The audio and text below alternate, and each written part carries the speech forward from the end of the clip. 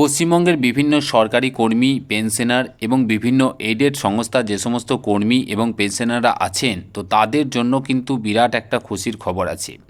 কী সেই খুশির খবর? তো সেই সংক্রান্ত বিষয়ের যে অফিসিয়াল বিজ্ঞপ্তি, তার একদম বাংলা অনুবাদ করা যে কপি, সেই কপিটি কিন্তু আমি আপনাদের সামনে তুলে ধরার চেষ্টা করব। আপনারা প্রয়োজন মনে করলে অবশ্যই সেটিকে কিন্তু সরাসরি ডেসক্রিপশন বক্স থেকে ডাউনলোড করে নিতে পারেন। তো চলুন আগে আমি সেই বিজ্ঞপ্তিটি তুলে ধরি এবং তারপর তার প্রেক্ষাপট এবং যাবতীয় বিষয়টা খুব সংক্ষেপে বুঝে নেওয়ার চেষ্টা করব। দেখুন, এটি হচ্ছে সেই অফিসিয়াল বিজ্ঞপ্তি এবং যেটি জারি করা হয়েছে পশ্চিমবঙ্গ সরকারের সপ্তম বেতন কমিশন সংক্রান্ত। তারিখ হচ্ছে 13/8/2026। মেমো নাম্বার দেওয়া আছে। কারা জারি করেছে, কাদের উদ্দেশ্যে জারি করা হয়েছে একবার দেখে নিই। দেখুন, এটি মূলত কিন্তু সদস্য সচিব এবং পশ্চিমবঙ্গ সরকারের অর্থ বিভাগের সচিব বা সেই দপ্তর থেকে কিন্তু জারি করা হয়েছে।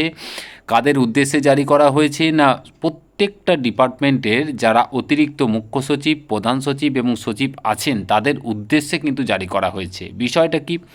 বিষয় হচ্ছে পশ্চিমবঙ্গের যে সপ্তম বেতন কমিশনকে তথ্য প্রদানের উদ্দেশ্যে নোডাল অফিসার নিয়োগ সংক্রান্ত বিজ্ঞপ্তি। তো বিষয়টা আমি খুব সংক্ষেপে আপনাদেরকে বুঝিয়ে দেওয়ার চেষ্টা করি। দেখুন, বর্তমানে যে পশ্চিমবঙ্গে যে বর্তমান সরকার, তারা যখন বিরোধী আসনে ছিল, তারা কিন্তু ক্ষমতায় আসার আগে বা নির্বাচনের আগে তাদের যে প্রতিশ্রুতিপত্র বা সংকল্পপত্র, সেখানে কিন্তু উল্লেখ করেছিল যে পশ্চিমবঙ্গে তারা ক্ষমতায় এলে 45 দিনের মধ্যে কিন্তু পে কমিশন চালু করবে বা ঘোষণা করবে। তো সেই সংক্রান্ত বিষয়ে 45 দিন সময় অতিক্রান্ত হলেও তারা তাদের যে সংকল্পে যেটা দিয়েছিল প্রতিশ্রুতি, সেটা রাখতে কিন্তু বদ্ধপরিকর এবং তারা সপ্তম যে পে কমিশন তার অফিসিয়াল বিজ্ঞপ্তি বা সেই গঠনের অফিসিয়াল বিজ্ঞপ্তি কিন্তু ইতিমধ্যেই জারি করেছে। এর সাথে আমরা এটাও শুনেছিলাম যে এই যে পে কমিশন, সেটি পশ্চিমবঙ্গের সকল সরকারি কর্মী থেকে শুরু করে পেনশনার, বিভিন্ন এডেড সংস্থার কর্মী ও পেনশনার সকলের আশা আকাঙ্ক্ষার কথা শুনবে, তাদের অভাব অভিযোগের কথা শুনবে এবং সেই অনুযায়ী কিন্তু এই পে কমিশন কাজ করবে।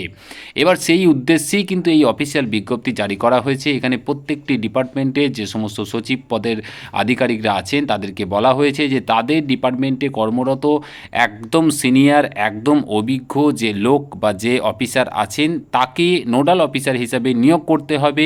কেন না, প্রত্যেকটি ডিপার্টমেন্ট থেকে একটি ওয়েবসাইট লঞ্চ করা হবে এবং যার মাধ্যমে সপ্তম পে কমিশনের সাথে সরাসরি যোগাযোগ করা হবে এবং বিভিন্ন ডিপার্টমেন্ট তারা তাদের যে দাবি দেওয়া, তাদের যে কর্মী, তাদের যে বিভিন্ন সংগঠন এবং যে কর্মীদের মাধ্যমে তাদের কাছে যে দাবি দেওয়া আসবে, সেগুলি তারা কিন্তু সরাসরি সপ্তম পে কমিশনের কাছে কিন্তু রাখবে এবং তারপর সপ্তম পে কমিশন সেগুলিকে কিন্তু যাচাই করার পর সুপারিশপত্র কিন্তু সরকারের নিকট কিন্তু পেশ করবে। তো এই সংক্রান্ত বিষয়ে বিজ্ঞপ্তি জারি করা হয়েছে। প্রত্যেকটি দপ্তরে যারা সচিব আছেন, অতিরিক্ত সচিব আছেন, তাদেরকে বলা হয়েছে যে তাদের দপ্তর থেকে কোন অফিসারকে তারা নোডাল অফিসার হিসেবে নিয়োগ করবেন, তো সেই সংক্রান্ত যে নাম বা ডিটেলস সেগুলি কিন্তু অতি সত্বর পাঠানোর জন্য কিন্তু বলা হয়েছে। তো আমরা অবশ্যই এটিকে একটি সদর্থক বা পজিটিভ ভূমিকা হিসাবে দেখতে পারি, কারণ এটি কিন্তু সরকার যে প্রতিশ্রুতি পূরণ করছে, তাদের দেওয়া কথা যে রাখছে, তারই কিন্তু একটা ইঙ্গিত মেলে। আর আমরা অবশ্যই আশা রাখতে পারি যে সরকার যেটি ঘোষণা করেছিল যে নতুন বছরে সপ্তম পে কমিশন প্রত্যেকে পেয়ে যাবেন, তো সেই দিকেই আরও এক ধাপ কিন্তু তারা এগিয়ে গেলেন। তো অবশ্যই সকল সরকারি কর্মচারী, পেনশনার, এডেড সংস্থার কর্মী এবং পেনশনারদের জন্য একটি সুখবর এবং শুভেচ্ছা সকলকে। আপনারা আপনাদের মতামত অবশ্যই কমেন্ট করে জানাবেন। খুব ভালো থাকবেন।